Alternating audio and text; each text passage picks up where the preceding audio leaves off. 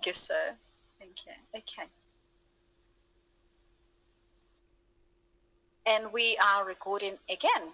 Hi, like that's not a Facebook community, that's the whole world. And we're saying hello to the whole world here. And today, as always, we're coming with a special message for you guys with a special person who offered kindly to be the guest today for this interview. And I think we're speaking about something quite unusual today, and but still staying in the frame of a self-development and self-empowerment, and how the work on yourself is so meaningful and so important.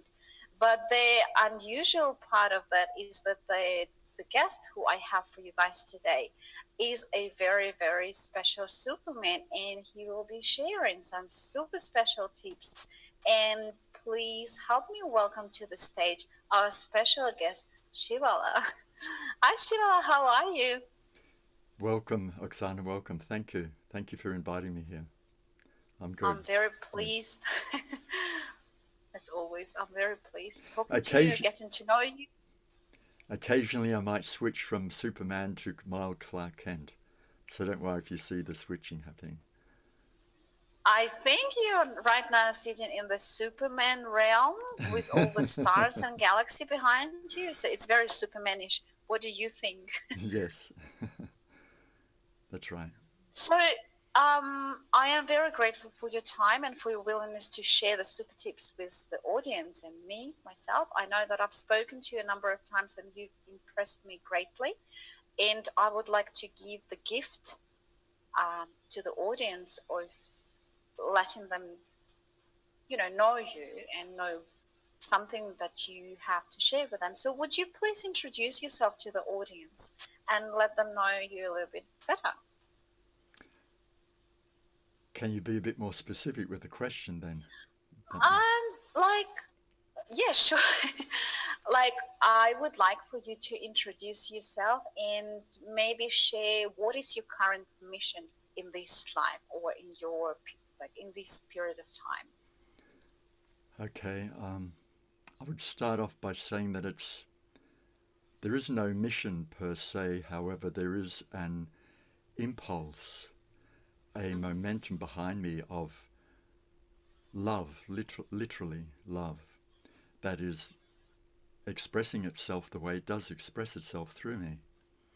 So I am in response to that and enjoying sharing a very specific vision of Mm-hmm. teaching work and of also bringing community together more on a deeper sense so that there is a true sense of communing, communion, heart to heart communion, not just community in the sense of social community, but a true interconnection happening, and also arising from that space of what I'd call true essence, true being, rather than a social personality interaction, so that we can actually support one another in remembering and being in action with our life purpose on this planet. Been in action with the life purpose in this planet. This is um, a very deep and meaningful description, and I really like how you put it in words and how love is the driver.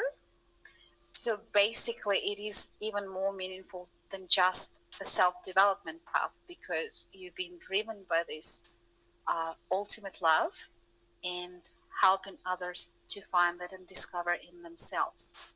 And was there a reference point in your life that you maybe felt like you need to step into that path, or how did you get there? I was born.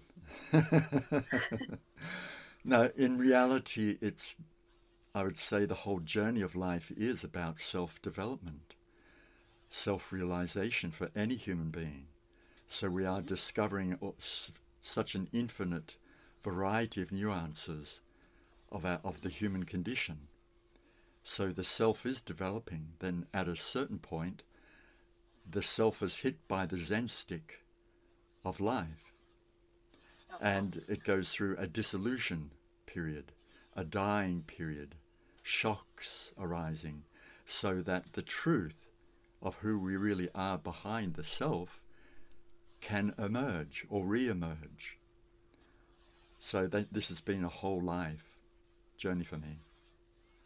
The whole life journey. Was there a moment of your life where you consciously understood that this is the path you're on? Because if it was the whole life of yours, of the journey, you know, it means, to me it sounds like maybe you were there, you were living that unconsciously, and then you had like an aha moment. Oh, this is what's happening to me, this is what I'm living. Did you have a moment like that? The very first remembrance of such a moment was when I first walked into the schoolroom at the age of 5 or 6 years of age. And I looked through the door, and I still have this picture. I looked through the door and looked at all the other boys and the girls. And this is the first day of leaving home, of course. And I remember looking in and feeling like, what am I doing here? I don't resonate. I don't fit with these kids, with these people. And so the very first morning recess, you could say, when we were outside, we were all given a small bottle of milk, like is typical in Australia, to drink. And I remember looking at the way the boys were teasing the girls. And I couldn't comprehend this. And it actually upset me, but of course I couldn't say anything because this is my first day of witnessing this is what school is about. So I recognized from that day onwards, there was something rather different about me. There was more of an objective awareness of the way people treat one another. What was so, like, what did you feel when you saw boys teasing girls? Like, what kind of feelings did you feel? I'm curious to know. Such a small little gentleman at that age. What kind of awareness, what kind of feelings did you feel? You probably evoke those feelings now, actually, by the question. It was one of great sadness. And also a sense of like, well, I have to be quiet. So there was the sadness was taken inwardly rather than being shown outwardly. And so throughout state school, primary school, throughout high school, whenever a boy was trying to pick a fight with me just to see if I would be different, just to see if I would actually fight back like a typical boy, even if it was a friend who was wanting to fight me, just wanting to provoke me, I would stand there and just take the hits, and I would keep looking into their eyes. That was my natural response. There was no response to hit them back. And they would freak out by looking at me, looking at them like that. And then they'd walk away. So that was very, very unusual for a boy at that time to be like that. And if it got to a certain intensity, then I would grab hold of their body and shake them hard, or literally lift them above my head, or slam them into a brick wall just to stop them from hurting me and say, look what I can do to you.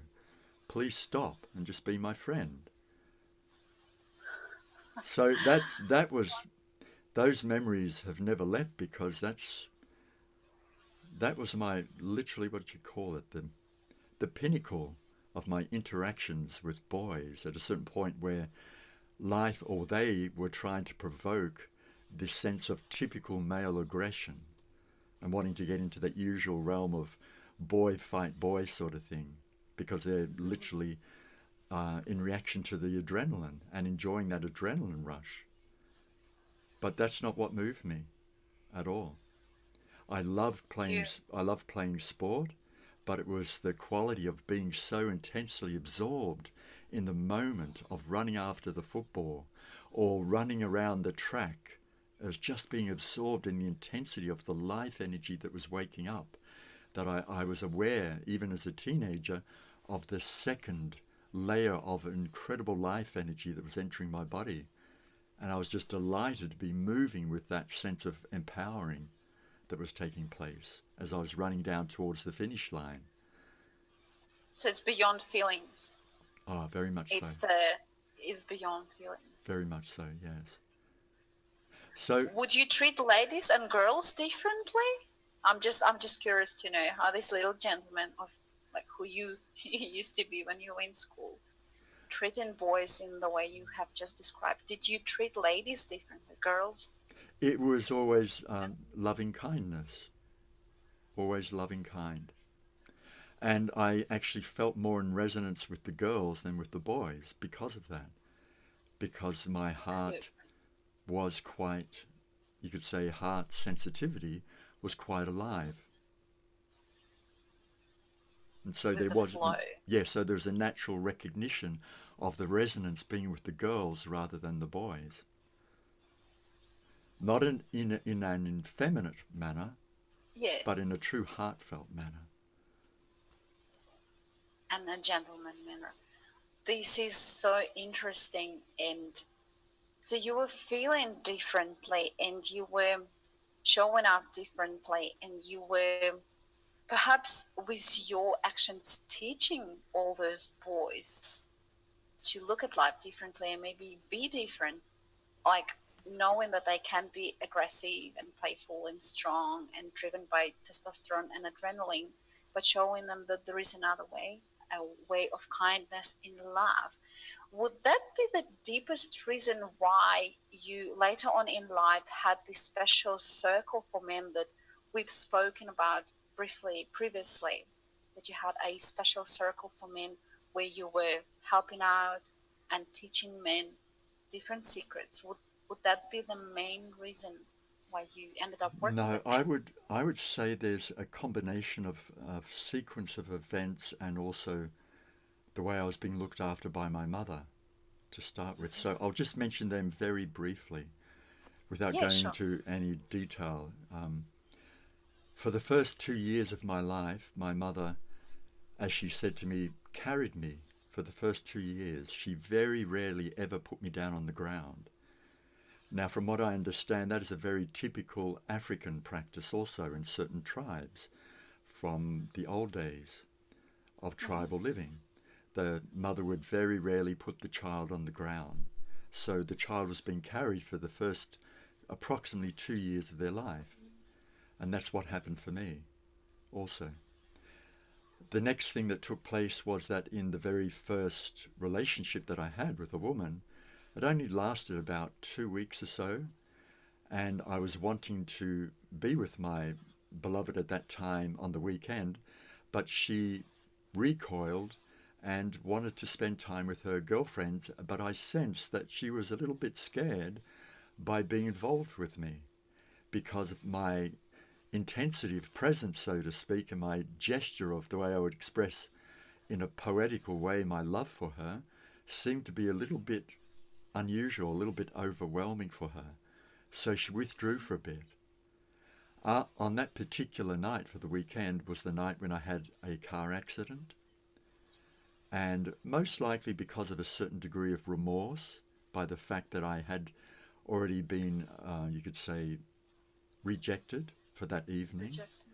And through that car accident, that was when I died in the car accident. So that was the very first turnaround at the very beginning of my adult life. Was literally my life turned inside out and upside down. So I became like a At the 3-year, age of 19, right? If 19, I remember. and I was like a 3-year-old child in a 19-year-old body again, having to readjust and recalibrate to this life. And only my mother actually recognized that something had dramatically changed. So she would be recognizing certain mystical or spiritual experiences that were happening throughout the day or night when I was still living at home for the next 3 years because of the car accident. And then at the age of 22, through a meditation, what's called tratak meditation, gazing at a candlelight, after approximately 3 months of that meditation, I closed my eyes typically at the end of the meditation, blew out the candle of a night time and just watched the candlelight inside of my forehead. And on this one particular evening, the candle started to turn into a pinpoint. Then it started to expand like into a ball. then it started to fill my forehead, then it increased and intensified, and it slowly filled my whole body. Then I became aware that my physical body form disappeared, it dissolved, and all that there was me as conscious awareness of a formless light, and that formless light was so incredibly blissful, it was beyond any sense of body bliss. It was just pure soul bliss, you could say. And there was a direct recognition that, aha, this is what I've been looking for. This is my true reality. This is me. And in that moment, I felt like I was going to disappear forever. And in one sense, I wanted to disappear into that light because it just felt perfection, absolute perfection. Total nirvana. However, it wasn't meant to be. And there was some sense of impulse arising, indicating to me that no, not time yet. Mm-hmm. So that was literally, I'd say, a major turning point. So that's what I draw upon, you could say, even to this very day. That's my guiding stick. Or you could say that's my lighthouse, literally, my inner lighthouse. And this is your why as well, right? Yes. Descriptive why. Yes. Mm-hmm. So tell us a little bit more about the men's circle. I'm quite interested. So we already learned about your big why, and that big why brought you to developing different missions in life, different jobs that you've done in different, circles. And I know that you've been working across the planet. So, and you've mentioned specifically about the men's circle. What was that about, and how were you helping those men? I had been asked to present men's circles for quite some time, and before that, and I had avoided presenting a man's circle for quite some time. I didn't want to particularly be working just with men because of the way they can be, literally. And I had more of a gentle nature, so to speak. So I didn't see that that would be possible then. But through an invitation, when I was living in Germany at some point, an American woman who had written a book called Tantra Kriya Yoga from the lineage of Babaji, she had heard about me and met me in New Zealand, and then she heard that I had moved over to Germany. She tracked me down and then invited me to co-facilitate and teach a Tantra Kriya Yoga workshop, one first of all in the Black Forest in Germany, and then in the Swiss Alps, at the base of the Swiss Alps. Mm-hmm. So during these teacher trainings, you could say, of Tantra Kriya Yoga, she would ask me to actually take the men outside, and she would take the women outside. So I would do a men's circle, she would do a women's circle. Then we would bring them both, the circles, together again at a certain point. Now during these circles, I asked the men, what are they used to, any of them who have participated in a man's group, what are they used to participating in with the activity of a man's group? What is typical for them? They would proceed to describe it, and then I would say, well, none of that's going to happen in this men's group, because I want you to relax into the essence of who you really are behind the so-called man personality. Behind the gender. Behind the gender, in other words. Literally. Mm-hmm. Behind the gender juggling. Behind the gender juggling. That's what it was about.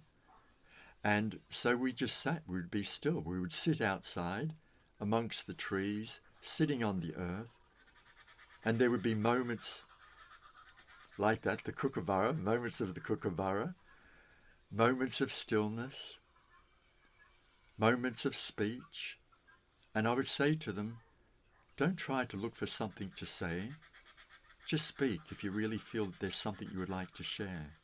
And then return back to your breath. Be here. Literally be here with me and see what it is I represent for you.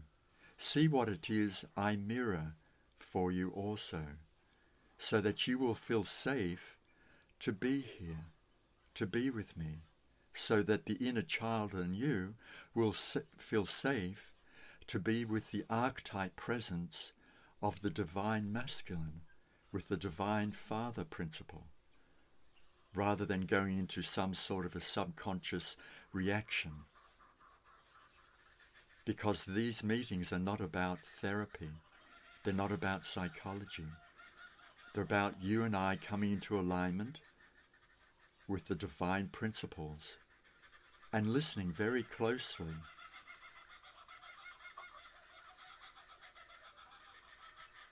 Listening very closely. There's my family of So, kookaburras. That's my family there. So the whole point of the meetings were for all of us to come into that modality of listening, so that through the modality of listening, their heart starts to gently open naturally, because the listening is connected to the heart center. They're relaxing out of the male sense of thinking and projection of their persona, and they're coming back into the gentleness, the subtlety of the feminine side of their being. So in a way, I was romancing them, seducing them into the feminine within them, seducing them into the subtle gentleness of their heart, rather than operating from the typical conditioning of the mind. And then listening again and returning to stillness without needing to know or understand anything. Just as you are sitting there and listening to me speak, you're listening to the words and the sound vibration of the speaker's voice. You are drinking of the vibration that is coming through the speaker's voice. So you breathe this in. I would be inviting the men to breathe this in. Then become more subtly sensitive to the presence that we are already immersed in. And there would be moments that all of us would recognize that, and there was nothing else that needed to happen or to be spoken of other than closing our eyes and being still.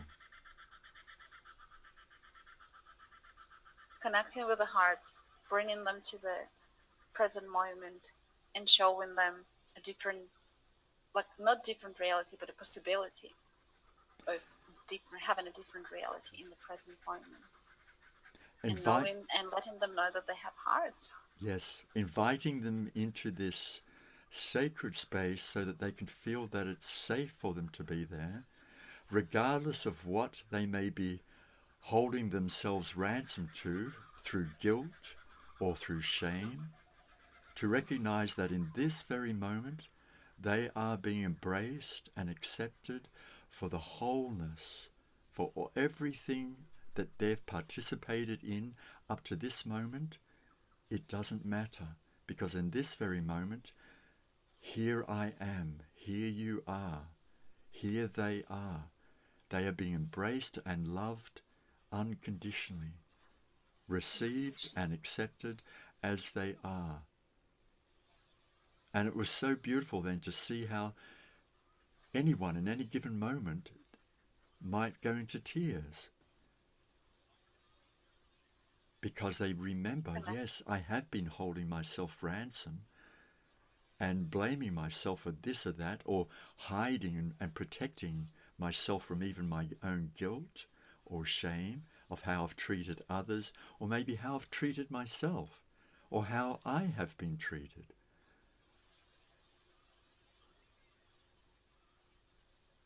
Beautiful.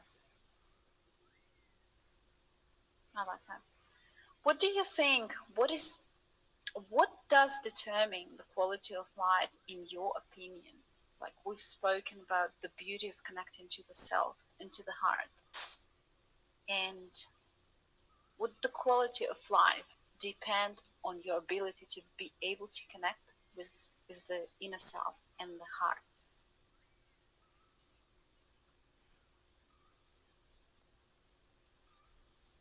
The degree of our remembrance,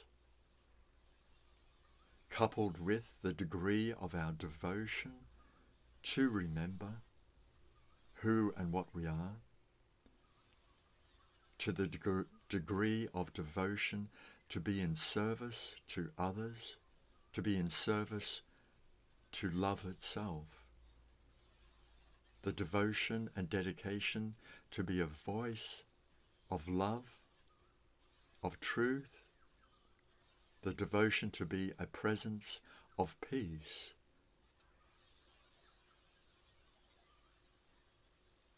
It's all about devotion. Devotion. And then Which resonates. and yet that still also arises out of longing. The degree and depth of our longing to be true, to be real, to be living filled with true life, not an excitable, exciting lifestyle, but with the passion and the power of life that is moving me, that is speaking through me, that is touching another through my hands, through my fingertips, through my presence. This is the quality of life I'm speaking of. Quality. Quality, quality. Yes. And what inspires you in life personally? I love asking this question. What's your inspiration? I just voiced it. The devotion and be of service and bringing people to life. Yes, let me also add this for you. A few years after that experience of that light awakening from within, of course, that very experience and that remains a constant imprint for me, that does inspire me profoundly so.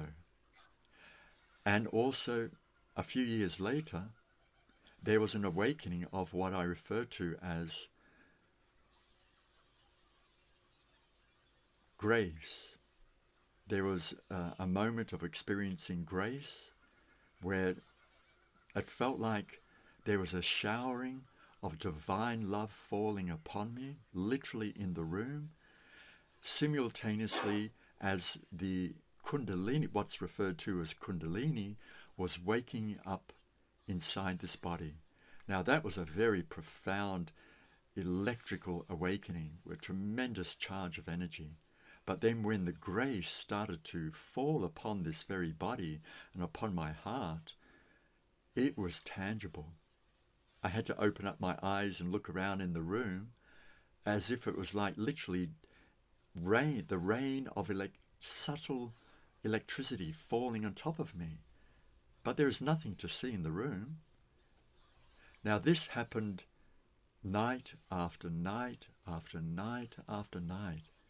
And at the end of each event, my whole body and heart would be absolutely saturated, and my being was satiated with this tremendous amount of what I refer to as the grace of divine love.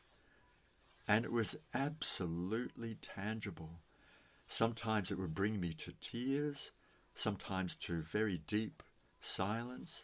Sometimes I would just be talking in tongues, speaking utter nonsense, but it was out of great ecstasy.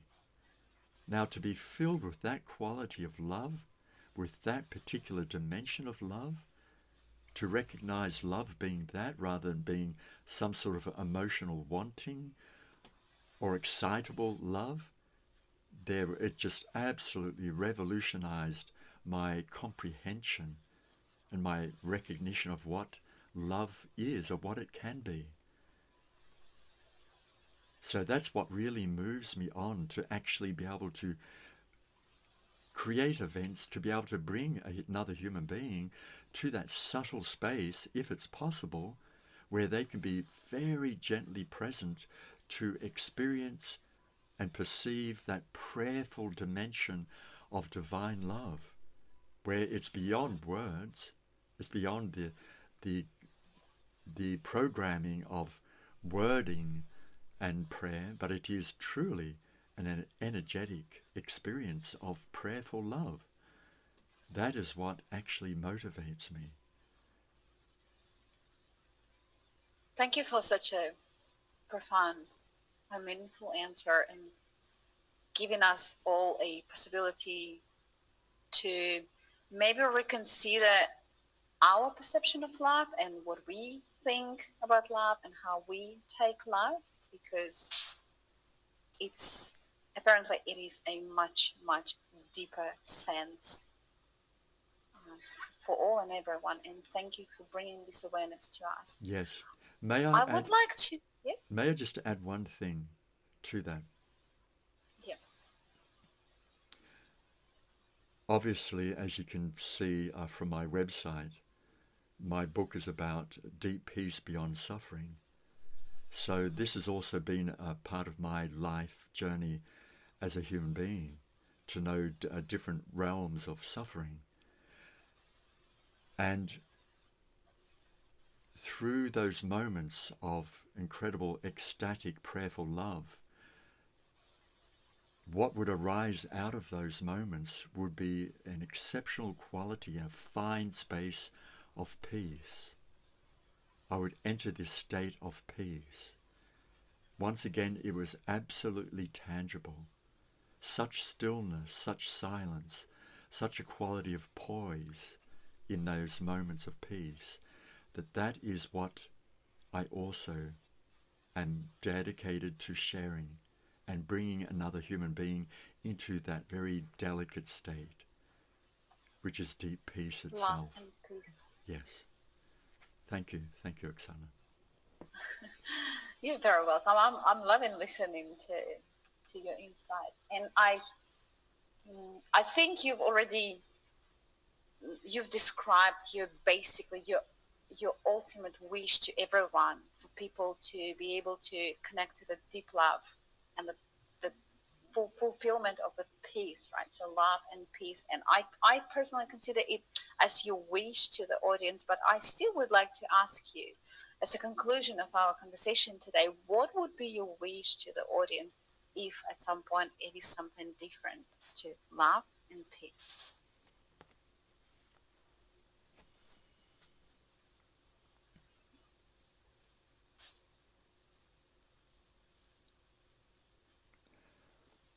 My wish would be for them to welcome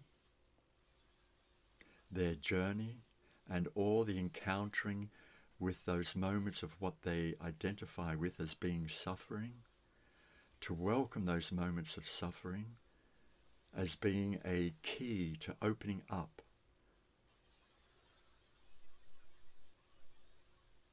to welcome those intensities of great self-contraction and that sense of being on the edge of, I can barely handle anymore, I can't take it anymore, I feel like I'm going to die, or I want to die.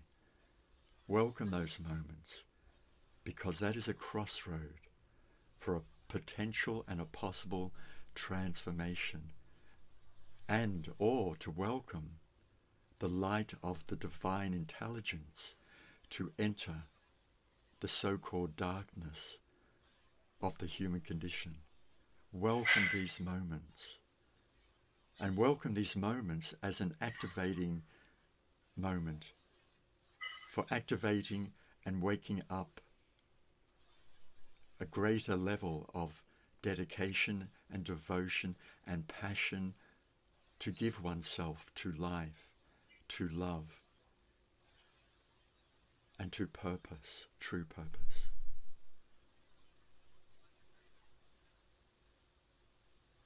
I really like that. And it makes people think. It makes the brain work, and probably it redirects the thoughts when thoughts are going this way, and maybe we can push them in another direction. That's beautiful. I'm very grateful for your insights and for such an amazing interview today. And I'm sure we will be talking more and we'll be sharing more with people. And I'm really, really grateful for getting to know you and being able to connect to your oneness and divinity and your endless love and total peace. Thank you so And much. likewise, Oksana, thank you so much for being who you are, and for your beauty, and for your honesty, for your sincerity. Thank you so much. Same to you. For your great Thank love. you. Thank And you. we'll be talking next time. Thank you. Looking forward to it, Oksana. Looking forward to it. Yeah. Aloha. Bye bye. Bye bye. Aloha. Bye bye. Bye bye. Oh.